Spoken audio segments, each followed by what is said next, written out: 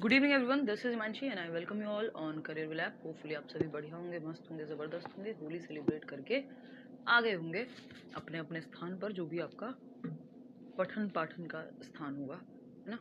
हमेशा 5-10 minute late join करता हूँ क्लास में, नॉर्मल। आजकल तो इतने टाइम से क्लास शुरू होती है, 6 बजे वाली क्लास भी 2 से 3 मिनट में शुरू हो जाती है और ये भी 6 मिनट बाद शुरू हो गई है। उतना बफर तो रखा करो यार, ये वाली क्लास में तो रखना ही पड़ेगा वो 5 से 10 मिनट का बफर ना। बल्कि मेरी कोशिश रहती 5 से 6 मिनट में, 6 मिनट में ये शुरू हो गई थी। ये मैं खुद बहुत कॉन्शियस हूँ इस चीज़ को लेके कि टाइम पे क्लास शुरू हो। और लेकिन वो होता है कि अभी 7-10 के आसपास मैं फ्री हुई हूँ दूसरी क्लास से, तो चाय बनने और पीने में भी इतना टाइम लग जाता है कि 5-6 मिनट लग जाते हैं। टाइम लगता है प्रिंसी, ये जितने भी लोग कह रहे हैं ना 6 बजे वाली क्लास का वीडियो आधा है, पूरा करवा दीजिए प्लीज। इतनी जल्दी परेशान मत हो जाया करो हर चीज को लेके, है ना। थोड़ा सा ऑनलाइन सभी के लिए नया है तो कई बार समझने में दिक्कत होती है। सर्वर पे अगर कोई चीज 1 घंटे की क्लास है वो अपलोड हो रही है तो उसको थोड़ा सा समय लगता है ना। हैवी फाइल होती है, ऐसा नहीं है कि वो तुरंत ये हाफ डाली गई है, ऐसा नहीं है कि वो हाफ डाली गई है। 1.5 घंटा रुक जाओ, या तो लाइव देखो, लाइव नहीं देख पाए तो घंटा 1.5 घंटा रुक के देखो, फिर तब तक वो पूरी अपलोड हो जाएगी कोई भी क्लास, ठीक है ना। यूट्यूब पे तुरंत हो जाती है, वहां टाइम लगता है थोड़ा सा ऐप पे। अच्छा अच्छा, नहीं बिल्कुल लिपिका, जस्ट स्टार्ट ही कर रहे हैं हम अभी। और हाँ चलिए, जो चाइल्ड डेवलपमेंट वाली यूनिट है आपकी वही चल रही है। और समझते हैं कहानी क्या है। Qualities of a progressive school, ये हमारे लास्ट क्लास की चर्चा थी जिस पे हमने बातचीत की थी कि कैसे ट्रेडिशनल क्लासरूम और चाइल्ड सेंटर्ड क्लासरूम जो है वो डिफरेंट होता है। चाइल्ड सेंटर्ड एजुकेशन जो है, बाल केंद्रित शिक्षा जो है, वो किस चीज पे फोकस करती है ना। हाँ लाइव क्लास अच्छा लगता है ना, चलो बढ़िया है, आ जाओ। तो चाइल्ड सेंटर्ड एजुकेशन आज हम कुछ क्वेश्चंस भी करेंगे। किस पे फोकस करती है, ये हमने पढ़ लिया था उस दिन, बच्चे की करंट लाइफ पे और उसके करंट लाइफ के अनुभवों पर।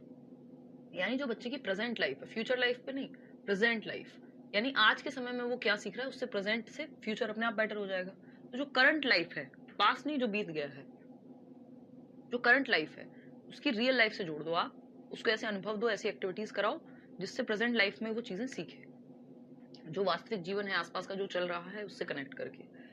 बच्चा सेंटर में होना चाहिए एजुकेशन के, क्योंकि शिक्षा बच्चे के लिए, बच्चा शिक्षा के लिए नहीं है ना। जैसे ये जो बॉटल है ये पानी के लिए है, पानी बॉटल के लिए थोड़ी बना है। पानी को तो आप, शिक्षा तो वो कहीं से भी लेगा, जीवन से भी सीखता है बच्चा। तो बच्चे के लिए स्कूल बना है, स्कूल के लिए बच्चा थोड़ी बना है। समझ पा रहे हो बात को।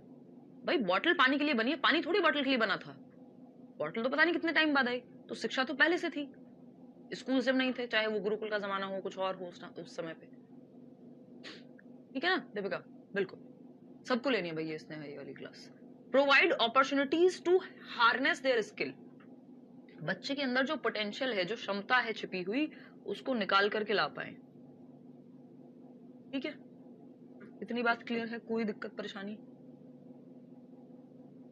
Support the choice of the child, बच्चे की चॉइस को आपको सपोर्ट करना है as a teacher, as a facilitator. बताया था ना टीचर क्या है, ये एनसीएफ भी कहता है कि आप एक सुविधा दाता है जो माहौल तैयार करता है, स्टेज सेट करेगा, है ना। एक गार्डनर है, अगर गार्डनर क्या करता है, जो आपका माली है वो सही मात्रा में खाद देगा पौधे को, बच्चा एक पौधे की तरह है ना, एक प्लांट की तरह है, तो सही मात्रा में खाद देगा, यानी जो भी उसको फर्टिलाइजर्स चाहिए वो देगा, एक सनलाइट में रखेगा, है ना। अगर कुछ एक्स्ट्रा वो उसके अंदर घास वास उग गई है उसको हटाएगा, जहां जरूरत होगी, माली सपोर्ट की जरूरत है तो सपोर्ट देगा, वो लकड़ी के सहारे नहीं बांध देते हैं कई बार। तो उसी तरह से टीचर भी क्या है, फैसिलिटेटर है।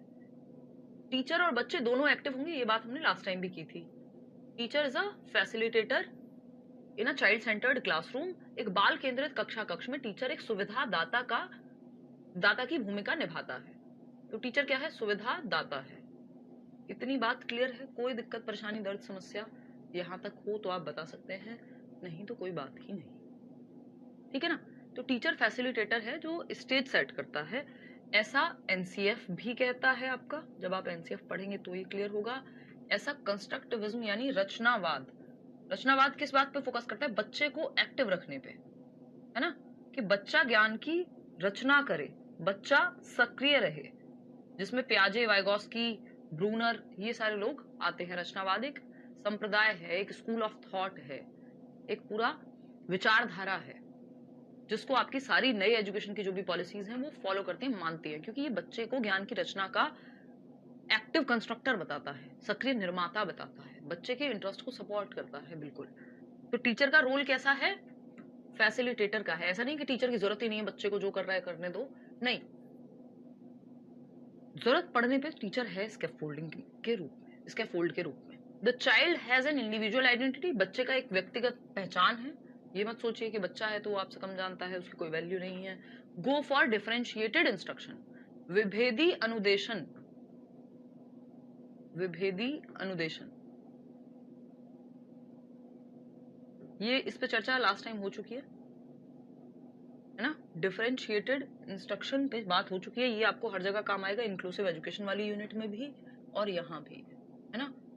टीचिंग कैसे पढ़ाएं कैसे हम मैंने बताया था आपको, स्टैंडर्ड या यूनिफॉर्म इंस्ट्रक्शन नहीं, डिफरेंशिएटेड इंस्ट्रक्शन होनी चाहिए। रिवाइज करने वाले टर्म्स हैं, तभी हम आगे जाके अभी क्वेश्चंस कर रहे होंगे। डिफरेंशिएटेड इंस्ट्रक्शन यानी विभेदी अनुदेशन, विभेदी अनुदेशन, विभेदी अनुदेशन यानी वेरिड लेवल्स पे आप पढ़ा रहे हैं, यानी अलग अलग लेवल पे, अलग अलग स्तर पे, moderate to difficult to easy आप पढ़ा पाते हैं। तो varied levels of teaching as per the child, as per the child's need, तो बच्चे की आवश्यकता अनुसार विभिन्न स्तरों पर शिक्षण, है ना। मल्टी लेवल टीचिंग में भी इसी तरह की चीजें होती है। तो एक तो बच्चे की नीड को आप ध्यान में रख रहे हैं, उसकी डिफिकल्टी लेवल उसी हिसाब से आप तय कर रहे हैं कि कितना कठिनाई का स्तर रखेंगे। अलग अलग मेथड्स का आप यूज कर रहे हैं, डिफरेंट मेथड्स आप यूज कर रहे हैं पढ़ाने में, जिससे अलग अलग तरह के बच्चों को समझ में आए उसका इंटरेस्ट किस चीज में है। यानी चाइल्ड सेंटर्ड विधि है ये पढ़ाने की, विभेदी अनुदेशन कहते हैं। सिंपल बात, स्टैंडर्ड और यूनिफॉर्म इंस्ट्रक्शन को आपको बचना है, उससे उसको अवॉइड करना है कि स्टैंडर्ड इंस्ट्रक्शन या यूनिफॉर्म इंस्ट्रक्शन, इनको करना है क्या? अवॉइड। ठीक है। टिक किसको करना है? डिफरेंशिएटेड। यूनिफॉर्म पहनने में अच्छी लगती है, सबके लिए सेम मेथड, सबके लिए स्टैंडर्ड मेथड जो एक ही तरह का हो काम नहीं कर पाएगा। तो डिफरेंशिएटेड इंस्ट्रक्शन इज गुड, ये बात हम जान चुके हैं। ठीक है, क्लियर है। ये दोनों नेगेटिव वर्ड हैं अपने आप में, चाहे वो स्टैंडर्ड इंस्ट्रक्शन हो यानी मानक अनुदेशन हो, चाहे वो यूनिफॉर्म यानी एक रूप अनुदेशन हो, दोनों ही खराब है। चाहे वो मानक अनुदेशन हो, चाहे वो एक रूप अनुदेशन। ठीक है, चलिएगा, खैर आगे बढ़े। Qualities of a progressive school, इस पे हमारी चर्चा हो रही थी। चाइल्ड सेंटर्ड एजुकेशन यानी बाल केंद्रित शिक्षा, ये टॉपिक आपका कंटिन्यू हुआ है, पिछली क्लास में भी यही था। Qualities of a progressive school यानी एक प्रगतिशील विद्यालय जो चाइल्ड सेंटर्ड है, जो बच्चे की बेहतरी के लिए है, उसमें क्वालिटीज क्या होंगी उन स्कूल्स में? तो सिंपल है कि एक तो लर्निंग बाय डूइंग होगी, ये एकदम याद रख सकते हैं आप, दिमाग में बिठा सकते हैं, करके सीखना, यानी जहां बच्चे खुद से एक्टिविटी करके सीखें। तो करके सीखना सेंटर में है, करके सीखना यानी learning by doing. Hands on experience मतलब करके सीखना, खुद से गतिविधि करेगा। हैंड्स ऑन एक्सपीरियंस, किसी लैब में लेके गए हैं आप, कंप्यूटर के बारे में सिर्फ पढ़ा नहीं रहे हैं, कंप्यूटर चलवा के दिखवा रहे हैं। कोई आपने एक्सपेरिमेंट पढ़ाया तो उसकी एक्टिविटी लैब में जाकर के करा रहे हैं। मान लीजिए ताजमहल के बारे में बताया, ताजमहल दिखा भी दे रहे हैं, चाहे फोटो में दिखाएं या ले जाएं, या कोई भी एक्टिविटी, वो बच्चा जहां पे खुद से इन्वॉल्व हो, करके सीख पाए, लर्निंग बाय डूइंग हो, हैंड्स ऑन एक्सपीरियंस हो, है ना, एक्सपेरिमेंट कर पाए। यूनिफॉर्म क्यों गलत है? क्योंकि अलग अलग तरह के बच्चे हैं, 40 बच्चे हैं, सबको एक मेथड से क्यों पढ़ा रहे हैं आप? यूनिफॉर्म पहनने में ठीक है कि स्कूल में किसी का भी ऐसा ना हो कि कोई बहुत अमीर है या गरीब है तो वो अलग अलग तरह के कपड़े पहन के आए, किसी को इन्फीरियर फील हो, खराब फील हो, नहीं। लेकिन अगर मैं बात करूं यहाँ पे यूनिफॉर्म इंस्ट्रक्शन की, तो अगर 40 तरह के बच्चे हैं या 40 बच्चे हैं क्लास में और सब एक तरह से तो नहीं सीखते होंगे, तो सबको एक मेथड से मत, सबको एक डंडे से मत हाँकी, जो हम कहते हैं don't beat everyone with the same stick. Syllabus बच्चे नहीं डिसाइड करते हैं चाइल्ड सेंटर्ड में, लेकिन टॉपिक या इंटरेस्ट के अनुसार वो चूज करते हैं तीशा, है ना। बच्चे और करिकुलम तो चाइल्ड सेंटर्ड के हिसाब से एजुकेशनिस्ट लोग बना रहे हैं, वो तो टीचर भी नहीं बना रहे सिलेबस तो, है ना। लेकिन एक्टिविटीज या उनका जो प्रेफरेबल मेथड है, उनको वो मौका है कि वो कौन सी एक्टिविटी करना पसंद करेंगे। ठीक है ना तृप्ति? तो हाँ, तो हैंड्स ऑन एक्टिविटी करेंगे, लर्निंग बाय डूइंग होगी। Problem solving and critical thinking, ये तो इतना महत्वपूर्ण हो गया आज के समय में। ये इंपॉर्टेंट तो पहले से था, सीटेट में क्वेश्चन हमेशा से आता था क्रिटिकल थिंकिंग वाला, वो हाउ वगैरह का पूछता था, लेकिन अभी और ज्यादा महत्वपूर्ण हो गया। समालोचनात्मक चिंतन कहते हैं, जब से न्यू एजुकेशन पॉलिसी आई है, समालोचनात्मक चिंतन। समालोचनात्मक चिंतन की जब हम बात कर रहे हैं, समालोचनात्मक चिंतन, समालोचनात्मक चिंतन क्या है? यानी जहां आलोचना नहीं है, इसका मतलब कि बस किसी को भी क्रिटिसाइज कर दो, है ना। अच्छा एकता, चलो हम बात करेंगे इस पे। जी नहीं सलोनी, जी बताइए। तो अगर हम देखें समालोचनात्मक चिंतन क्या है, कि आप किसी एक चीज को, किसी एक पहलू को सभी पहलुओं से देख पाए, किसी एक तथ्य को, कोई भी डेटा अगर आपके सामने आया है तो आप, या कोई भी चीज आपके सामने, तो आप जस्ट उसको मान ना ले। किसी ने कहा बिल्ली रास्ता काट जाती है तो खराब हो जाता है, तो आप लॉजिक पूछ रहे हैं, आप तथ्य पूछ रहे हैं कि इसके पीछे का लॉजिक क्या है, डेटा क्या है। इसको अलग अलग पक्ष से देखेंगे तो क्या समझ में आएगा आपको, कि ऐसा तो नहीं है कि व्यक्ति अपने मन में खराब सोचने लगता है किसी काम के होने पे और फिर चीजें गलत होती है, फिर वो कहता है बिल्ली रास्ता काट गई थी, है ना। या फिर हम कहते हैं, हालांकि कुछ चीजें साइंस भी हैं, मतलब अपने आप में एक अलग साइंस है, बट ज्यादातर केस में क्या होता है, या हम देखते हैं मतलब the way I believe in things, कि कई बार इंसान एक गलत डिसीजन लेता है, फिर दूसरा गलत लेगा, तीसरा लेगा, मल्टीपल डिसीजन। और जब आपका मूड या आप एक अलग जोन में चल रहे होते हैं, आपके बुद्धि उस तरफ चल रही होती है, तो एक गलत डिसीजन, दो गलत डिसीजन, फिर आप गलत डिसीजन लेते जाते हैं, और उसके पीछे कोई ना कोई, या तो आपका लालच है, कुछ ना कुछ तो गड़बड़ हुई होती है, कहीं ना कहीं से तो शुरुआत होती है, या आपकी पर्सनैलिटी कैसी है। फिर हम कहते हैं भाई शनिदेव आ गए इनके ऊपर, है ना, सब कुछ खराब होता चला जा रहा है, जबकि हम अपने डिसीजंस को नहीं रिव्यू कर रहे होते, रिफ्लेक्ट कर रहे होते। डेली बेसिस पे हम अवेयर ही नहीं होते कि हम कैसा महसूस कर रहे हैं, कैसा व्यवहार कर रहे हैं लोगों के साथ, है ना। तो क्रिटिकल थिंकिंग में यही है कि आप सारे पहलू देख पाए, ठीक है ना, कि सारे पहलू देख पाए किसी चीज के। बच्चों को आपने ये नहीं कि 2000 के नोट में किसी ने कह दिया चिप है तो आपने मान लिया क्योंकि न्यूज में आ गया। आपने पहले आने तो दो अपने हाथ में नोट को, आप फैक्ट चेक कर रहे हैं, आप किसी क्रेडिबल सोर्स से न्यूज पढ़ने की कोशिश कर रहे हैं, आप देख रहे हैं किसी और देश में क्या ऐसा हुआ था कि किसी नोट में चिप लगाई हो किसी ने आज तक, जो हम ही स्पेशल हैं। तो आप क्रिटिकल थिंकिंग में आप चारों चहुमुखी रूप से, यानी अलग अलग व्यू पॉइंट से, अलग अलग नजर से, डेटा के फैक्ट के हिसाब से, डेटा के हिसाब से परखते हैं चीज को, जस्ट मान नहीं लेते। प्रॉब्लम सॉल्विंग क्या है? कई बार हमें क्रिटिकल थिंकिंग का मतलब लगता है आलोचना करना, भैया दूसरे की बुराई कर दो, हो गई। अभी जैसे बिहार में पेपर कैंसिल हुआ, तो कुछ लोगों ने क्या किया कि, लंबी कहानी कभी यूट्यूब पे डिस्कस करेंगे। तो कई बार ऐसा लगता है, कई बार हमें लगता है कि हम क्रिटिकल थिंकिंग कर रहे हैं, बट वो हमारा भ्रम होता है, ठीक है ना। इसलिए 2000 का नोट बंद हो गया, नहीं चिप की वजह से नहीं हुआ। प्रॉब्लम सॉल्विंग की अगर हम बात करें, ये जब आया था, डिमोनेटाइजेशन हुआ था, तब की न्यूज में बता रही हूँ। प्रॉब्लम सॉल्विंग यानी समस्या समाधान। भाई पानी की समस्या है, मान लीजिए कि पानी, जो जल है वो बहुत वेस्ट हो रहा है, वाटर को कैसे कंजर्व करें हम, है ना, या फिर हम एनवायरनमेंट को कैसे बचाएं, पॉल्यूशन को कैसे कम करें। किसी ने कहा इलेक्ट्रिक व्हीकल लेकर के आते हैं, किसी ने कुछ और कहा, किसी ने कुछ और कहा, है ना।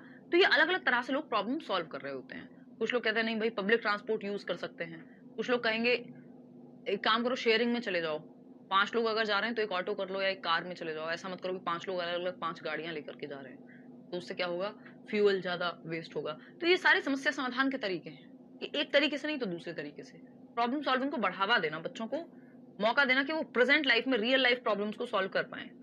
फिर आता है third point, life long learning and social skills. ये सोशल स्किल्स बहुत जरूरी है, सामाजिक कौशल सीखे बच्चा, समाज में जो प्रेजेंट प्रॉब्लम्स हैं उनको सॉल्व करने के लायक बन पाए।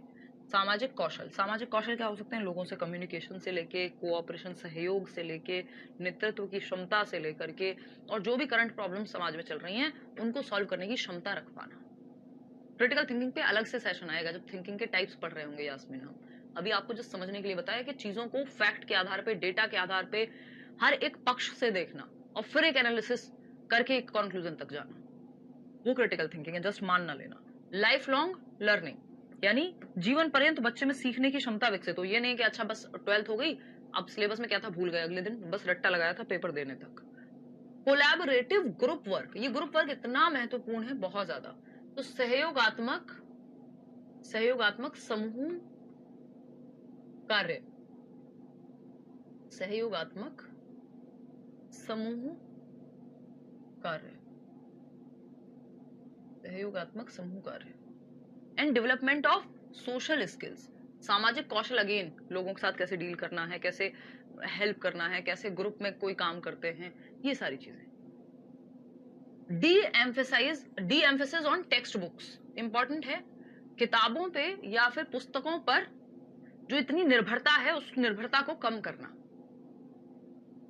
बहुत बड़े ऋतु, मतलब हम सिर्फ बुक क्या है, book is one of the sources, one of the resources. बहुत सारे रिसोर्सेज हैं क्लासरूम में, उसमें से एक रिसोर्स है book, one of the resources.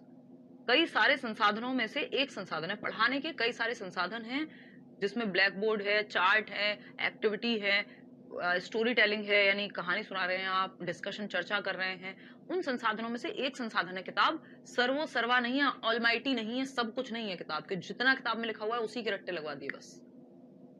समझ पा रहे हो ना बात को? तो एम्फेसिस का मतलब होता है जोर डालना, डी एम्फेसिस का मतलब है जोर ना डालना। तो किताबों से ध्यान सिर्फ किताबों पे ना हो, हटा करके हम एक्टिविटीज पे ले जाएं, फील्ड ट्रिप पे ले जाएं, हैंड्स ऑन एक्सपेरिमेंट पे ले जाएं, प्रॉब्लम सॉल्विंग पे ले जाएं, सोशल स्किल्स पे ले जाएं। बच्चे को हम रियल लाइफ एक्सपीरियंसेस दें, सिर्फ वास्तविक जीवन से जोड़ें, ज्ञान को रियल लाइफ से जोड़ें। ठीक है ना? ऐसा ना करें कि सिर्फ हम किताबों में जितना लिखा है बस उतना ही और उसी भाषा में लिख दो, नहीं तो फेल हो जाओगे। अपनी भाषा में भी अगर वो अपने अनुभव के आधार पर सही चीज लिख रहा है तो बच्चे को लिखने दो। बहुत ही महत्वपूर्ण प्रोग्रेसिव एजुकेशन के फादर या जनक कह दिया जाता है कई बार जॉन डुई को। तो इनको अगर हम बात करें, जॉन डीवी कह देते हैं कई लोग हिंदी में, जॉन डीवी, ठीक है, अमेरिकी एजुकेशनिस्ट कह सकते हैं आप इनको, ठीक। He is remembered as the father of progressive education, यानी प्रगतिशील शिक्षा का जनक कहा जाता है इनको। प्रगतिशील शिक्षा का जनक कहा जाता है, शिक्षा का जनक। ये जो प्रोग्रेसिव एजुकेशन या चाइल्ड सेंटर्ड एजुकेशन की जिसकी हम चर्चा कर रहे हैं कि सोशल स्किल्स आए बच्चे में, प्रेजेंट लाइफ के लिए सीखे, कोऑपरेशन सीखे, है ना? तो प्रगतिशील शिक्षा का जनक कहते हैं हम किसको? जॉन डीवी या जॉन डुई को। Dewy emphasised on the importance of democratic, बहुत इंपॉर्टेंट वर्ड, डेमोक्रेटिक रिलेशनशिप्स, लोकतांत्रिक। हम कहते हैं इंडिया इज अ डेमोक्रेसी, यानी लोकतंत्र है, सबकी आवाज महत्वपूर्ण है, सबका वोट महत्वपूर्ण है। लोकतांत्रिक संबंधों को, यानी जहां आजादी हो अपनी बात कहने की और दूसरे की बात सुनने की, संबंधों को महत्व देना कक्षा में, कि एक मॉनिटर भी चूज किया जा रहा है तो मॉनिटर सब हाथ उठा रहे हैं, चूज कर रहे हैं कि अच्छा किसका बनना चाहिए, कितने लोग चाहते हैं। हम कहते हैं ना, तो जो सबकी माने, मतलब जहां पे सबको अपनी बात कहने का अधिकार है, वो डेमोक्रेसी है। तो आपकी बात, कोई ऐसा नहीं हिटलर शाही नहीं है ना, जिसको हम मोनार्की करें, कोई एक व्यक्ति सब कुछ नहीं है।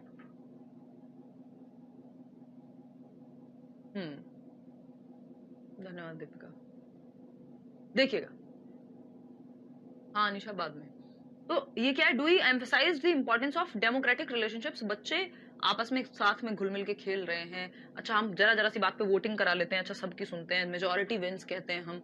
तो ये लोकतांत्रिक रिश्ते हैं जहाँ पे सबको आजादी अपनी बात कहने की और चुनने की।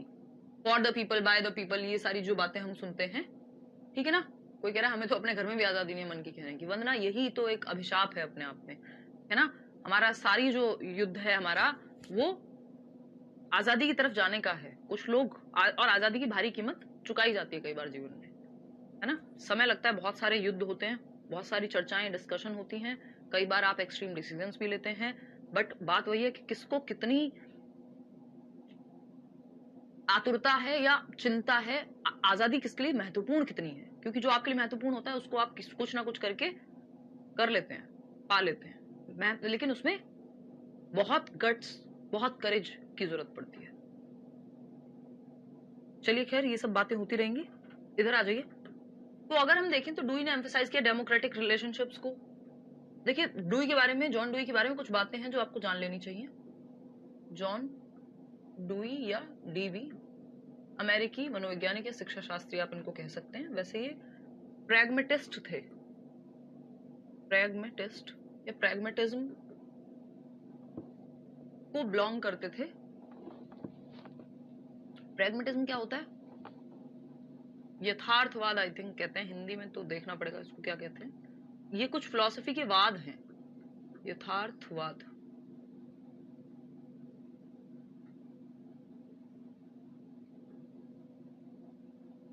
परियोजनावाद कहते नहीं, वो तो अलग है। प्रैग्मेटिज्म है कि भाई प्रैक्टिकल लाइफ, प्रैक्टिकल लाइफ को ध्यान में रखते हुए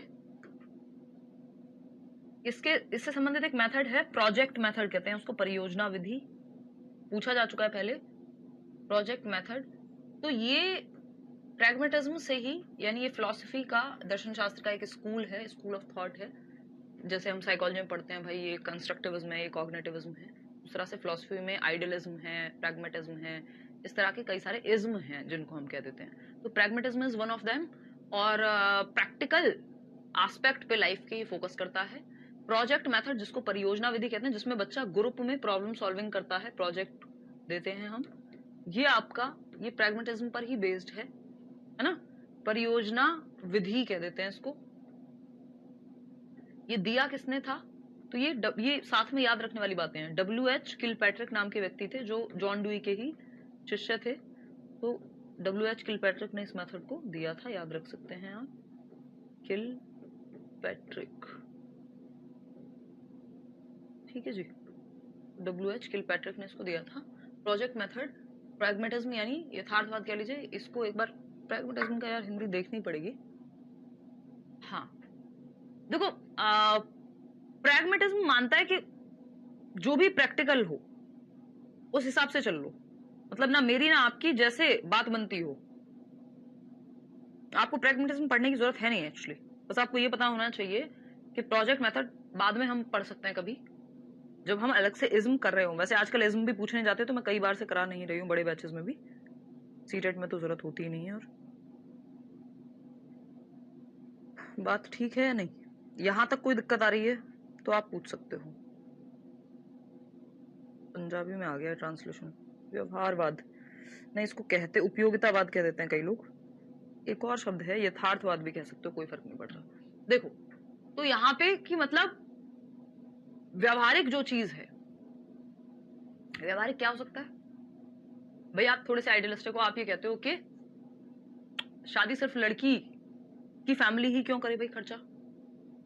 तो प्रैक्टिकल क्या हो सकता है फिर? ऐसे क्या होगा कि हाँ ठीक है नहीं करे, और लड़के की फैमिली भी नहीं करे क्योंकि वो करते नहीं आए, तो फिर कोई ना करे। नहीं, प्रैक्टिकल क्या हो सकता है? यथार्थ या व्यवहारिक काम क्या हो सकता है? दोनों खर्चा डिवाइड कर लें, ये क्या है? प्रैक्टिकल है। लेकिन करेगा कौन ऐसा? बहुत करेज चाहिए उसके लिए, है ना, बहुत कम लोग कर पाते हैं।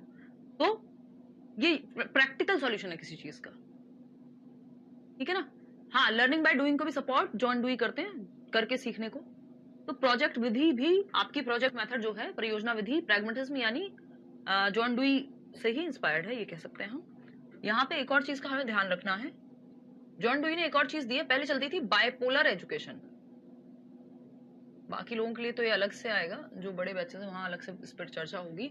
बायपोलर मतलब जहां पे टू पोल्स हैं, एक सिरा है टीचर, दूसरा है स्टूडेंट।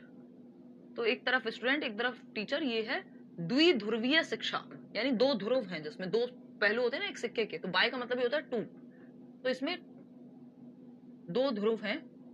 द्विध्रुवीय शिक्षा, दो प्रकार हैं द्विध्रुवीय शिक्षा। जॉन डुई लेकर के आए ट्राइपोलर एजुकेशन। ट्राइपोलर एजुकेशन का कॉन्सेप्ट ही पूछा जा चुका है सीटेट में भी इवन, और बाकी जगह तो कहीं भी पूछा जा सकता है। ट्राइपोलर एजुकेशन यानी त्रिध्रुवीय शिक्षा,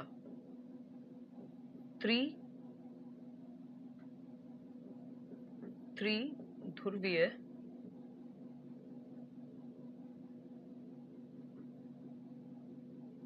शिक्षा, ठीक है। ट्राइपोलर, 3 पोल हैं जिसमें, ठीक, टीचर, स्टूडेंट, ये तो 2 थे ही, ये एडम ने दिया था इसको 2 पोलर में, बाइपोलर जिसको हम कहते हैं, एडम्स ने। अगर एडम के बाद हम देखें, जो जॉन डुई कह रहे हैं जिसके बारे में बात, जॉन डुई जिसकी चर्चा कर रहे हैं, ट्राइपोलर एजुकेशन, जॉन डुई, ठीक है ना। तो जॉन डुई की अगर हम देखें तो टीचर, स्टूडेंट और कौन होगा साथ में, थर्ड पार्टी। देखो एक बार, करिकुलम कह देते हैं कई लोग इसको एनवायरनमेंट कह देते हैं। बात बराबर ही है कि जो करिकुलम सेट हुआ है, क्योंकि एनवायरनमेंट का भी रोल है इसमें। 3 पोल्स हैं, जिस एनवायरनमेंट में शिक्षा दी जा रही है, बच्चा, ये तीनों ही एक दूसरे को प्रभावित करते हैं। ये ट्राइपोलर है। जो आपकी पाठ्यचर्या है, जो भी एक्टिविटीज प्लान्ड है, जिस एनवायरनमेंट में वो हो रही है, वो भी प्रभावित करेगा। तो इस एनवायरनमेंट में आपके एक्सपेरिमेंट से लेके, एक्टिविटीज से लेके, जो भी जिस तरह का माहौल है वो सब आ जाएगा। करिकुलम में बुक्स, सिलेबस सब अपने आप आ जाता है ना। करिकुलम का ही हिस्सा है ये सिलेबस, बुक्स, ये सारी चीजें करिकुलम में सारी एक्टिविटी आ जाती है, स्कूल में कदम रखने से लेके निकलने तक। ठीक है ना। तो ये ट्राइपोलर यानी त्रिध्रुवीय, टीचर, स्टूडेंट और करिकुलम या एनवायरनमेंट जिसमें हो, ये किसने दी है, जॉन डुई ने ही दी है, पूछा जा चुका है। ठीक है बात। रियल लाइफ से सीखने को ये महत्व देंगे। लोकतांत्रिक संबंध यानी सोशल प्रॉब्लम्स और डेमोक्रेटिक रिलेशनशिप्स पे फोकस होगा। इन्होंने प्रोग्रेसिव स्कूल्स खोले थे जिनको यूनिवर्सिटी एलिमेंट्री स्कूल्स कहा गया था। यूईएस, यूनिवर्सिटी एलिमेंट्री स्कूल्स या लैब स्कूल्स। ये भी पूछा जा चुका है कि लैब स्कूल्स किसको कहा गया। तो लैब स्कूल्स प्रोग्रेसिव स्कूल्स को ही कहा गया, जो जॉन डुई के द्वारा खोले गए थे। इनकी और इनकी वाइफ ने मिलकर शिकागो में, अमेरिका में 20th सेंचुरी यानी 1900s में, 20वीं शताब्दी में प्रोग्रेसिव एजुकेशन देने वाले स्कूल्स या प्रोग्रेसिव प्रगतिशील विद्यालयों को ओपन किया, जिनकी विशेषताएं हमने अभी समझी, जहां एक्सपेरिमेंट्स होते थे, बच्चे एक्टिव थे, प्रेजेंट लाइफ, प्रेजेंट प्रॉब्लम्स को डील करते थे। कौन है ये व्यक्ति, जॉन डुई है, जॉन डीवी जिनको आप कह रहे हैं, प्रैग्मेटिस्ट हैं, ठीक है, व्यवहारवादी कह लीजिए आप। बाइपोलर एडम ने दिया था। लैब स्कूल्स भी इनको कहते हैं हम, तो पूछ लेगा। यूनिवर्सिटी एलिमेंट्री स्कूल्स कहते हैं इनको, प्रोग्रेसिव स्कूल्स को, प्रगतिशील विद्यालयों को। इनका दूसरा नाम क्या है, आप लैब स्कूल्स कह सकते हो, हिंदी में भी लैब ही कहोगे, प्रयोगशाला विद्यालय कह लीजिए, या फिर यूनिवर्सिटी एलिमेंट्री स्कूल्स कह लीजिए। ठीक है जी, चलिए आगे बढ़े। देखिएगा, these principles were drew from the work of the Froebel. Friedrich Froebel करके एक शिक्षाविद थे, एजुकेशनिस्ट कह सकते हो आप। उन्होंने प्लेवे मेथड जो है दिया था, खेल खेल में शिक्षा, जो आप प्लेवे में स्कूल्स भी होते हैं ना आजकल, किंडरगार्टन कह देते हैं उसको, यानी बच्चों के लिए गार्डन। ठीक है ना। अभी तो समझाया त्रिध्रुवीय का क्या मतलब है शशिकांत। रामायण खत्म हो गई, फिर पूछ रहे हैं ये सीता माता कौन है ना। एक काम करना, रिवाइज कर लेना, शायद आपने लेट ज्वाइन किया है तो एक बार रिकॉर्डेड देख लेना।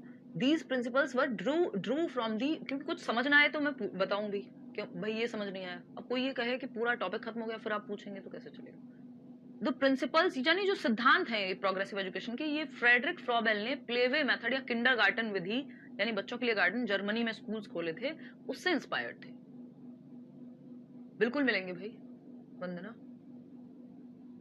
तो और पेस्टोलॉजी एक पुराने शिक्षक रहे, उनकी मेथड से इंस्पायर्ड थे ये जो प्रोग्रेसिव स्कूल्स थे जॉन डुई के।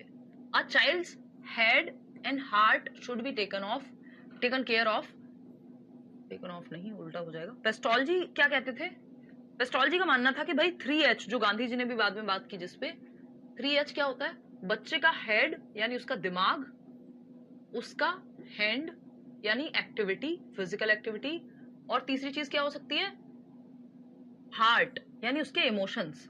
ये तीनों शिक्षा में संलग्न होने चाहिए, तब जाकर के बच्चा बेहतर सीख पाएगा। जिसको हम, जब आप वो पढ़ते हैं,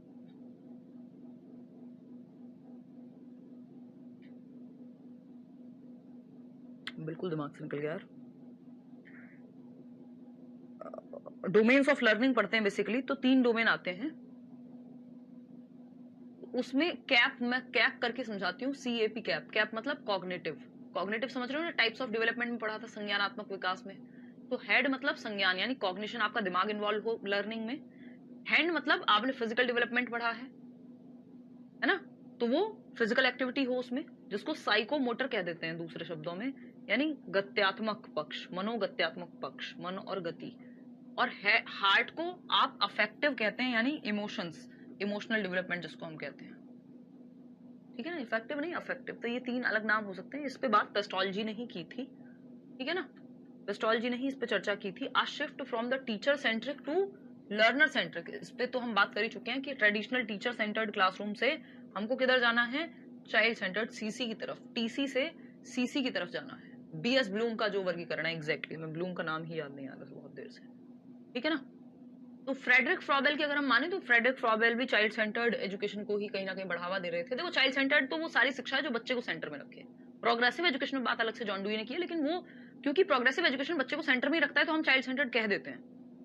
फ्रेडरिक फ्रॉबेल की माने तो इन्होंने प्लेवे मेथड, खेल खेल में शिक्षा छोटे बच्चों के लिए, जो आंगनवाड़ी टाइप या प्ले वे स्कूल जो 3 से 6 वर्ष तक के बच्चे हैं, प्ले वे या किंडरगार्टन मेथड। किंडरगार्टन का मतलब ये जर्मन वर्ड है, क्योंकि ये जर्मनी में स्कूल्स खोले थे इन्होंने किंडरगार्टन वाले। इन्होंने देखा बच्चे खेल खेल में बहुत सीखते हैं, है ना। किंडरगार्टन, किंडर का मतलब ये है किड यानी बच्चा, प्लस गार्डन यानी बच्चों के लिए गार्डन, बच्चों के लिए बगीचा, जहां बच्चे खेल खेल में सीख जाएं। इस पे बात फ्रेडरिक फ्रॉबेल ने की, जिनसे इंस्पायर्ड था जॉन डुई का काम। अब कुछ क्वेश्चंस हैं जो हमें कर लेने चाहिए, फटाफट से देखिए और जवाब दीजिए। हाँ, मारिया मॉन्टेसरी ने भी इसी तरह की विधि दी, लेकिन आपके उतना ज्यादा जरूरी नहीं है। अलग से मेथड्स जब हम बड़े बैचेस में करते हैं तब करेंगे, मतलब जो पेडागोजी स्पेशल वाले हैं उनके बैचेस में होगा बाद में, डलवाएंगे यार थोड़ा सा नोट्स के लिए। और थोड़ा सा फ्रेडरिक फ्रॉबेल ने दी ना, ये थियोरी नहीं है, ये अपने आप में अलग अलग मेथड्स हैं। पीडीएफ अभी मिलेंगे भाई, 3-4 घंटे निकाल लो यार, वर्किंग हो तब भी। ब्लूम टैक्सोनॉमी, हाँ टॉक्सोनॉमी नहीं, टॉक्सिकनॉमी नहीं है, मजाक कर रही हूँ। देखो एक बार क्या क्या पूछ रहे हो भाई। नहीं नहीं नहीं, सिमरन 8वीं तक का सिलेबस आता है पेपर 2 में, काहे टेंशन लेते हो।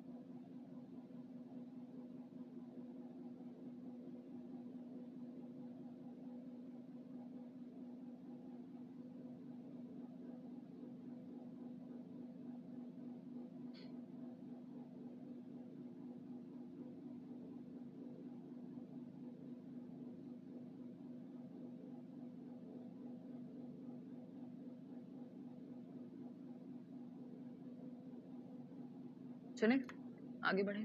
ए कह रहे हैं सारे लोग, हाँ सबके लिए यूजफुल है भाई ऑफ कोर्स। जॉन डुई अगर पढ़ाया जा रहा है बैच में, इसका मतलब इंपॉर्टेंट है। John dewy advocated lab schools, this is an example of John Dewey के जो लैब स्कूल है वो किसका उदाहरण है, प्रोग्रेसिव स्कूल का, प्राइवेट स्कूल का, सेकेंडरी का या प्राइमरी का।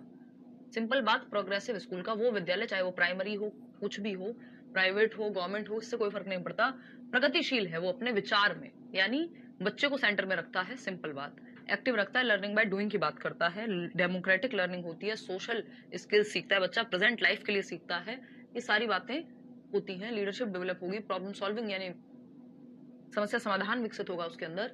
इन a progressive classroom setup the teacher facilitates learning by providing an environment that, तो एक प्रगतिशील कक्षा का जो एक सेटअप है, सुविधा है, वहां पे टीचर किस तरह से लर्निंग बाय डूइंग को लर्निंग बाय डूइंग करके सीखने के एनवायरनमेंट को प्रोवाइड करेगा।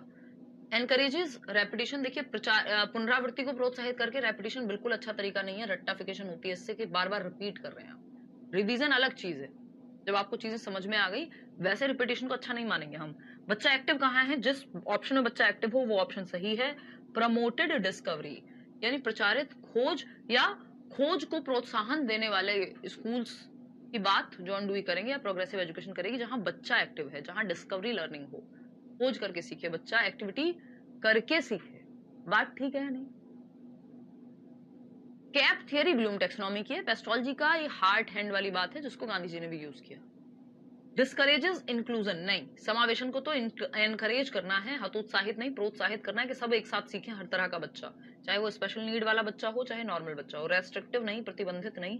तो B option is the right answer over here. आगे बढ़ेंगे, क्वेश्चन नंबर 3 देखिएगा क्या कहता है question number 3। In context of progressive education which of the following statements is true according to John dewy.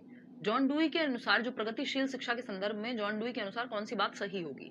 पहला ऑप्शन है there should not be a place for democracy in a classroom. एक कक्षा में लोकतंत्र के लिए जगह नहीं होनी चाहिए। तो जबकि वो कह रहे हैं डेमोक्रेसी के लिए जगह होनी चाहिए, ये कह रहे हैं नहीं होनी चाहिए, तो गलत हो गया। Curiosity does not belong to the inherent nature of students rather than it is to be cultivated. जिज्ञासा छात्रों के अंतर्निहित स्वभाव में नहीं होती, उसको तो कल्टीवेट किया जाएगा। ये भी गलत तरीका है। जिज्ञासा क्या है? छात्रों के अंतर्निहित स्वभाव में नहीं होती, जबकि हमने पहले ही दिन पढ़ा था कि बच्चा बाय नेचर क्यूरियस होता है, सीसीएल क्रिएटिविटी की क्षमता होती है और लर्निंग की एबिलिटी के साथ जन्म लेता है। ये भी गलत होगा कि बच्चा जिज्ञासु नहीं होता। बच्चा तो बाय नेचर जिज्ञासु होता है, हम उसकी जिज्ञासा को मारते हैं, इस पे पेन मत चलाओ, ऐसे क्वेश्चन मत पूछो, ये मत करो, वो मत करो करके। फिर आता है C option, student should be observed and not heard in the classroom. छात्रों का अवलोकन किया जाना चाहिए और कक्षा में नहीं सुना जाना चाहिए। बस ऑब्जर्व करो, उनकी बात को मत सुनो। नहीं भाई, डेमोक्रेसी कैसी है फिर अगर बात नहीं सुनी जाएगी तो। ऑप्शन डी देखिए, student should be able to solve social problems themselves, यानी छात्रों को सामाजिक समस्याओं को हल करने में सक्षम होना चाहिए। जो सोशल प्रॉब्लम्स हैं प्रेजेंट लाइफ के लिए सीखना, अभी मैंने पानी वाला एग्जांपल दिया था आपको, पोल्यूशन है तो उस पे क्या सोच सकते हैं, है ना, इस तरह की समस्याएं, सामाजिक समस्याएं रखें और उसका समाधान निकालने को कहें बच्चों को। तो D option is the right answer. Question number 4 देखिए एक बार, ये क्या कहता है? चाइल्ड सेंटर्ड पेडागोजी मीन्स, यानी बाल केंद्रित शिक्षा शास्त्र का मतलब क्या है? पहला ऑप्शन है giving primacy to children's voices and their active participation. बाल केंद्रित शिक्षा वो है जहां बच्चों की आवाज और उनकी सक्रिय भागीदारी को प्रधानता दी जाए। बात तो सही लग रही है सुनने में। फिर आता है B option, asking the children to follow and imitate the teacher, यानी टीचर को जस्ट आंख बंद करके फॉलो करो और नकल करो टीचर की। तो बच्चों को शिक्षक का अनुसरण करने और नकल करने के लिए नहीं नहीं नहीं, बच्चा और टीचर दोनों एक्टिव। सिर्फ टीचर थोड़ी एक्टिव है, बच्चा पीछे पीछे फॉलो करेगा, नहीं। Giving moral education to the children, नैतिक शिक्षा दो, ये सही है, सच बोलना सही है, गलत है, ये सब तो अपने आप ही हो जाएगा जब आप व्यवहार से सिखा रहे होंगे। Letting the children be totally free, देखो ये भी मैंने आपको उस दिन बताया था, बच्चों को पूरी तरह से मुक्त छोड़ देना, टीचर की जरूरत ही नहीं है, सब अपने आप चल रहा है, बच्चे खुद से सीख लेंगे, ये एकदम गलत तरीका है। यहाँ पे टीचर और स्टूडेंट दोनों एक्टिव होते हैं। तो giving primacy to children's voices and their active participation, बच्चों की आवाज और उनकी सक्रिय भागीदारी को प्रधानता देना, बच्चा एक्टिवली एंगेज करे कोई एक्टिविटी आप करा रहे हैं तो बच्चा और टीचर दोनों एक्टिव हों। पूछा जाता है कि कैसा क्लासरूम होगा प्रोग्रेसिव या चाइल्ड सेंटर्ड, जहां टीचर और बच्चे दोनों एक्टिव हैं, वो चाइल्ड सेंटर्ड क्लासरूम है जहां टीचर और बच्चे दोनों एक्टिव हैं। इसके अलावा अगर मैं देखूं तो आपको पता है टीचर का रोल क्या है? मोबाइल। मोबाइल का मतलब जो कभी भी इधर से उधर जा सके, चेंज हो सके, या डायनामिक प्रगतिशील या परिवर्तनशील, वो अपनी फ्लेक्सिबल है, ठीक है ना। बच्चे तो हैं ही ऑफ कोर्स, एक्टिव हैं, बच्चे क्या हैं? एक्टिव हैं। टीचर मोबाइल है, डायनामिक है। क्वेश्चन नंबर 5 देखिएगा, क्या कहता है ये? प्रोग्रेसिव एजुकेशन फोकसेस, प्रगतिशील शिक्षा किस पे केंद्रित है?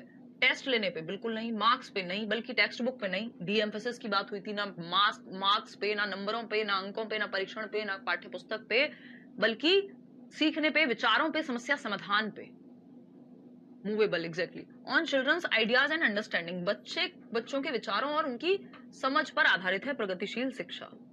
बात सही है या नहीं? क्वेश्चन नंबर 6 देखिएगा एक बार। क्वेश्चन नंबर 6 क्या कहता है भाई? Which one of the following ways is not a suitable way to help hyper active children learn, यानी निम्न में से कौन सा तरीका अति सक्रिय बच्चों को सीखने में मदद करने का उपयुक्त तरीका नहीं है? हाइपर एक्टिव है यदि कोई बच्चा, तो उसको मदद करने का तरीका नहीं है। हाइपर एक्टिव कौन से बच्चे बहुत ज्यादा एक्टिव होते हैं, 5 साल तक तो बच्चा वैसे भी हाइपर एक्टिव होता है, उसके बाद भी रह जाए तो दिक्कत है, फिर वो एडीएचडी में चले जाएगी कहानी, वो हम अलग से पढ़ेंगे। कौन सा तरीका? बच्चा जो हाइपर एक्टिव है, यानी एक जगह टिक के नहीं बैठ पाता, उछलता कूदता रहता है, इधर से उधर, इधर से उधर, इधर से उधर, उधर से इधर, कभी आगे आएगा, कुछ सवाल पूछेगा, डिस्टर्बेंस क्रिएट करेगा, मतलब ज्यादा एक्टिव है। ताजमीन सबके कमेंट्स आ रहे हैं, बस पढ़ नहीं सकती क्योंकि मैं टॉपिक नहीं पढ़ा पाऊंगी अगर कमेंट्स पढ़ने लग जाऊंगी तो सारे, ठीक है ना। हाँ, आते हैं इजी और मुश्किल दोनों क्वेश्चंस मिलकर के पेपर बनाते हैं, ये बात हमें माननी पड़ेगी। अगर किसी ने हमारे दिमाग में डाल दिया कि सिर्फ मुश्किल आते हैं तो वो गलत है। अति सक्रिय बच्चों को सीखने में मदद कैसे करेंगे? Offering alternative ways of learning, यानी सीखने के वैकल्पिक तरीके पेश करेंगे। हाँ भाई, डिफरेंट तरीके हो सकते हैं सीखने के। Including physical activity in their daily schedule, यानी शारीरिक गतिविधि को हाँ बिल्कुल कर सकते हैं भाई, एक तरीके से नहीं दूसरे तरीके से सिखाओ। फिजिकल एक्टिविटी करेगा बच्चा तो थोड़ा फोकस क्रिएट होगा। Reprimanding them often for being restless, देखिए बच्चे को कभी फटकारना डांटना किसी चीज का समाधान नहीं है। Breaking up a task into small manageable segment, हाँ वो बच्चा जो ज्यादा एक्टिव होता है उसके लिए टास्क को ब्रेक कर देते हैं, छोटे छोटे हिस्सों में डिवाइड कर देते हैं, क्योंकि ज्यादा देर तक वो अपनी अटेंशन टिका करके नहीं रख सकता। क्वेश्चन नंबर 7 देखिएगा, विच one of the following statements about progressive education explains education is life itself. देखिए एक स्टेटमेंट पूछा जाता है कि, और ये जॉन डुई का ही स्टेटमेंट है, जॉन डीवी का, कि एजुकेशन इज लाइफ इटसेल्फ।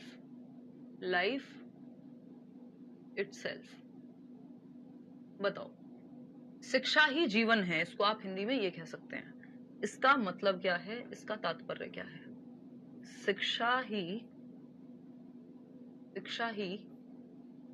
जीवन है, शिक्षा ही जीवन है से तात्पर्य क्या है? शिक्षा ही जीवन है से तात्पर्य बताइए फटाफट से, 1 मिनट के अंदर। पहला ऑप्शन है, schools are not required, children can learn from their life experiences. स्कूलों की आवश्यकता ही नहीं है, बच्चे अपने जीवन के अनुभवों से सीख जाएंगे। तो भाई इतनी स्कूलों की आवश्यकता अगर बिल्कुल नहीं होती, स्कूल हमें एक माहौल दे रहे हैं, हमने पूरा सेटअप बनाया है कि हम बेहतर सिखा सकें। क्या हुआ नूपुर, क्या दिक्कत आ रही है? बताओ बताओ, कोई किसी टीचर से कोई समस्या है तो बताओ ना, बात करेंगे उनसे। देखो ये मत कहो सीधा चेंज ही करा दूं, पहले बताओ तो सही कि समस्या क्या है, कहाँ प्रॉब्लम फेस कर रहे हो। बिल्कुल सुनी जाएगी आपकी, क्यों नहीं सुनेंगे। स्कूलों की आवश्यकता नहीं है, बच्चे अपने जीवन के अनुभवों से सीख सकते हैं, ये एकदम गलत तरीका है। यहाँ पे हम प्रोग्रेसिव एजुकेशन, जब इतनी अच्छी शिक्षा की बात कर रहे हैं, शिक्षा प्रणाली की बात कर रहे हैं, ये कह रहे हैं कि जरूरत नहीं है स्कूल्स की, तो ना स्कूल की जरूरत नहीं है, टीचर की जरूरत नहीं है, ये बेकार की बातें हैं। Education in schools should reflect the social and natural world, यानी स्कूलों में जो शिक्षा है वो सामाजिक और प्राकृतिक दुनिया को दर्शाए। ऐसा नहीं है किताबी दुनिया अलग है और रियल लाइफ से बिल्कुल ही अलग है, जो स्कूल में पढ़ रहे हैं वो काम का ही नहीं है, ऐसा नहीं होना चाहिए। यही तो प्रगतिशील शिक्षा कह रही थी कि real life, present life, social life, democratic चीजें उनसे जोड़ो, प्रॉब्लम सॉल्विंग सिखाओ। Life is the true educator नहीं, एजुकेशन इज लाइफ इटसेल्फ, यानी जो आपने एजुकेशन में पढ़ रहे हैं और जो आप लाइफ में कर रहे हैं वो दोनों मैच होना चाहिए। यानी स्कूलों में जो शिक्षा दी जा रही है वो सामाजिक और प्राकृतिक दुनिया को दर्शाती हो, उससे जुड़ी हुई हो। School education should continue as long as possible, इसका कोई मतलब नहीं है। लाइफ इटसेल्फ मतलब लाइफ और स्कूल की एजुकेशन अलग अलग ना हो। क्वेश्चन नंबर 8 देखिएगा, यार पुराने नए हर तरह के क्वेश्चंस हमको करके चलने हैं। In order to promote construction of knowledge by learners, a school should promote dash pedagogies. Pedagogies का मतलब होता है पढ़ाने के तरीके। शिक्षार्थियों द्वारा ज्ञान के निर्माण को बढ़ावा देने के लिए एक विद्यालय को शिक्षण शास्त्रीय प्रविधियों को बढ़ावा देना चाहिए। किस तरह की क्लास करने में, ईवीएस क्लास करने के लिए बोलो सर को। आज ही मैं बात करती हूँ एक बार टीम से, कुछ लोग तो अभी होली के चक्कर में गए हुए हैं, मैं बात करती हूँ, ये कराते हैं जल्दी से जल्दी। क्या पढ़ा रहे हैं प्रियंका, मैं देखती हूँ एक बार, खुद से देखती हूँ मैं एक बार, टेंशन ना लो। बहुत बढ़िया, रेन कह रही हैं थियरी पढ़ने के बाद डाउट्स क्लियर हो रहे हैं, अच्छे से क्वेश्चन सॉल्व कर कर, वेरी गुड। मिल जाएगी वंदना, ए ऑप्शन देखते हैं। एक तो हम क्या चाह रहे हैं, कंस्ट्रक्शन ऑफ नॉलेज, ज्ञान का सृजन हो बच्चों के द्वारा, लर्नर्स के द्वारा, अधिगमकर्ता के द्वारा। आ स्कूल शुड प्रमोट कैसी पेडागोजी, टीचर सेंट्रिक, इसी से तो हमें बचना है, ट्रेडिशनल हो गया, एग्जाम सेंट्रिक नहीं, टेक्स्ट बुक सेंट्रिक नहीं, चाइल्ड सेंट्रिक। सेंटर में स्कूल के, स्कूल का बच्चा होना चाहिए, बाकी सारी चीजें सेकेंडरी हैं। स्कूल एक्टिविटीज, स्कूल टीचर्स, सब चीजें, स्कूल टेक्स्ट बुक, ये सब चीजें बच्चे के अनुसार प्लान होंगी, ना कि बच्चा इनके अनुसार। तो चाइल्ड सेंट्रिक यानी बाल केंद्रित होनी चाहिए, जो आपकी पेडागोजीज है यानी मेथड्स जो हो वो बच्चे को सेंटर में रख करके बनाए गए हों। क्वेश्चन नंबर 9 देख लो एक बार, which of the following contribute to effective and meaningful learning, यानी कैसी लर्निंग प्रभावशाली और अर्थपूर्ण, जिसका कोई मतलब हो, जो जीवन से जुड़ी हुई हो। स्टैंडर्डाइज्ड करिकुलम होगा आसफा, वो भी होगा धीरे धीरे, बताइए ज्योति। नहीं, नए नोट्स मिलेंगे,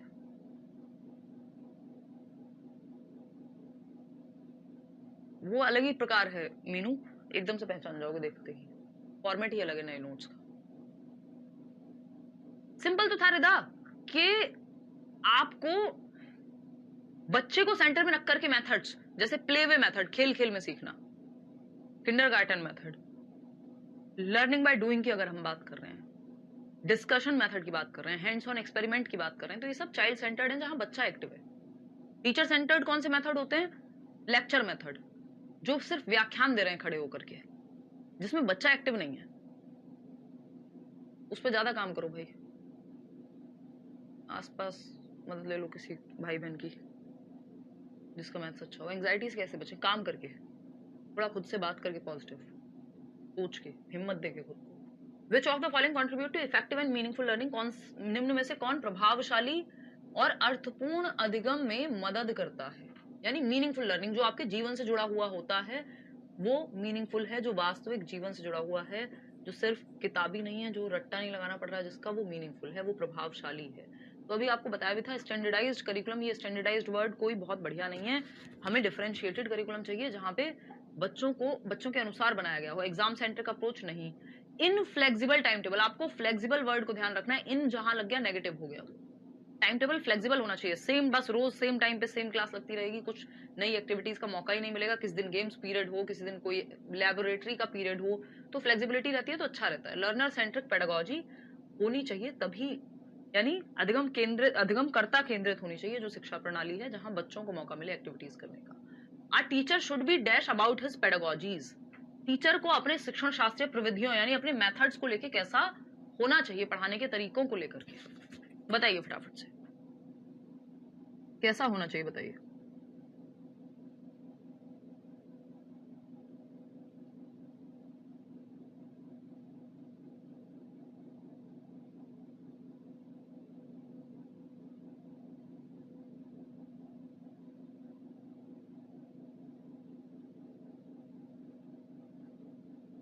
फ्लेक्सिबल, बिल्कुल लचीला, चेंजेबल, जिसमें परिवर्तन संभव हो। रिजिड, तो जो चीज रिजिड होती है टूट जाती है, ये पेन फ्लेक्सिबल नहीं है, टूट जाएगा। इनफ्लेक्सिबल, अगेन रिजिड है, ये भी लचीला नहीं है। इग्नोरेंट, तो फिर बच्चों को समझेगा कैसे अगर इग्नोरेंट है तो। फ्लेक्सिबल, जहां जरूरत हो परिवर्तन की तो वहां परिवर्तन कर सके। भाई इस तरह से समझ नहीं आ रहा, चलो ऐसे कर लेते हैं, मैं बहुत बार करती हूँ। अच्छा आपको 2 क्लास ज्यादा लग रही है यार, एक कर लेते हैं, क्या दिक्कत है? तो फ्लेक्सिबिलिटी की जरूरत है। ये एग्जाम्पल से समझ नहीं आया, दूसरे से समझ लो, तो लचीलापन आवश्यक है। और देखो एक क्वेश्चन क्या कहता है ये, in a middle school classroom, middle school मतलब 6 से 8वीं के बीच में, emphasis should be on creating an environment of, किस तरह का एनवायरमेंट क्रिएट करने पे फोकस होना चाहिए, जो बच्चे के सेंटर में रखे बच्चे को। सिंपल है, cooperation and collaboration, competition and individualism, drill and rote memorisation, रट्टाफिकेशन और बार बार रिपीट, फियर स्ट्रेस नहीं, कंपटीशन नहीं, कोऑपरेशन चाहिए हमको, इंडिविजुअलिस्टिक नहीं, कोलैबोरेटिव चाहिए, जहां सहयोग और सहकारात्मक सब एक दूसरे के साथ सीख रहे हो, ग्रुप में सीख रहे हो बच्चे, ए ऑप्शन। चलिए आज के लिए लास्ट क्वेश्चन है, what should be the sequence of introduction of new concepts? जब आप नई अवधारणाएं, नए टॉपिक बच्चों को पढ़ा रहे हैं तो सीक्वेंस क्या होना चाहिए, कैसे, कहां से कहां जाएं, पहले क्या पढ़ाएं बाद में क्या पढ़ाएं? ग्लोबल टू लोकल, यानी पहले दुनिया के बारे में बात करो फिर अपने आसपास के बारे में बात करो, जबकि उल्टा होना चाहिए। अगर आसपास का बच्चे को पता होगा अमेरिका थोड़ी घूम के आ गया है वो, आसपास से आप ग्लोबल जाइए, लोकल टू ग्लोबल जाना चाहिए ना कि ग्लोबल टू लोकल, तो ये गलत हो गया। कॉन्क्रीट टू एब्स्ट्रैक्ट जाना चाहिए ना कि एब्स्ट्रैक्ट टू कॉन्क्रीट, ये भी गलत हो गया। भाई पहले मैं पेन दिखाऊं ना, फिर बात करूं ये किस तरह का पेन हो सकता है, इमेजिन करो। एब्स्ट्रैक्ट वो जो सामने नहीं है लेकिन जिसकी कल्पना करनी है, तो उल्टा होना चाहिए, सीए होता है, कॉन्क्रीट टू एब्स्ट्रैक्ट जाते हैं ना कि एसी होता है। Application based to conceptual understanding, ये बात सही है, नहीं नहीं नहीं नहीं नहीं, जबकि कॉन्सेप्ट आप पहले बताओ फिर उसका एप्लीकेशन बताओ, ये उल्टा कर दिया इन्होंने, पहले एप्लीकेशन बताओ फिर कॉन्सेप्ट बताओ। एप्लीकेशन किसका? कॉन्सेप्ट का ही तो एप्लीकेशन होता है। फैमिलियर टू अनफैमिलियर, बिल्कुल सही बात है, परिचित से अपरिचित, इसमें हिंदी में उल्टा लिखा हुआ है, अपरिचित से परिचित नहीं, परिचित से अपरिचित, उल्टा, तो डी ऑप्शन, यानी जो जानता है, नोन टू अननोन, ज्ञात से अज्ञात की ओर। जिस चीज को जानता है, मान लो वो जानता है, जैसे मान लो किसी को पता नहीं होता, आज ही मैं किसी क्लास में हम बात कर रहे थे ना, ट्रांजिशन की मैं बात कर रही थी, तो मैं समझा रही थी कि ट्रांजिशनल पीरियड जो हम एडोलेसेंस में पढ़ते हैं, तो ट्रांजिशन का क्या मतलब है, तो हम नोन टू अननोन गए, क्या है नोन, क्या है, हमने एग्जांपल लिया किसका, वो वैम्पायर वाला, कई लोगों को समझ नहीं आया होगा, हमने एग्जांपल लिया फिर कौन सा, वो अमरीश पुरी और श्रीदेवी वाली मूवीज का, कि कैसे वो एक स्नेक से, एक नागिन से वो क्या बनती थी, ह्यूमन बन जाती थी, और ह्यूमन से स्नेक, तो वो ट्रांजिशन है। तो हम नोन लोकल चीज के पास गए जो हमारे पास है, ऐसे नहीं जो हमारे लिए अनफैमिलियर है उस पे नहीं, फैमिलियर। परिचित ज्यादा क्या है, जो हम आसपास देख चुके हैं, है ना, फैमिलियर टू अनफैमिलियर। तो हम एग्जाम्पल भी वैसे ही देते हैं जो बच्चे को समझ आ सके, जो परिचित हो जिससे वो, ठीक है ना। चलिए फिर आज के लिए इतना ही रखें। D option is the right answer.